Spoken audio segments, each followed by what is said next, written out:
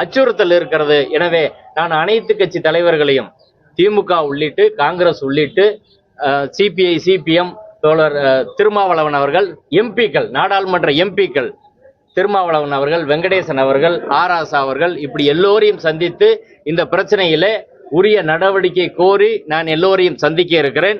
ஏனென்றால் எனக்கு மிகப்பெரிய அச்சுறுத்தல் என்பது இருக்கிறது. சங் பரிவார அமைப்பை சார்ந்தவர்கள் அவங்க எல்லாமே சமூக வலைத்தளங்கள் என்னுடைய அடையாளங்களோடு அவர்கள் வெளிப்படுத்தி பேசி வருகிறார்கள். ஒன்று. ரெண்டாவது விஷயம், எனக்கு ஏதோ திமுக வீடு கொடுத்ததா அப்படி ஒரு செய்தியை பேசி வருகிறார்கள். எனக்கு வீடு எந்த தேதியில் யாரால் எங்கு கொடுக்கப்பட்டது என்ற ஆதாரங்களை யாராவது கொடுத்தால் அவருக்கே அந்த வீடை நான் எழுதி வச்சிடறேன், அவருக்கே எழுதி கொடுத்துட்றேன், வாங்கிக்கிறோம்.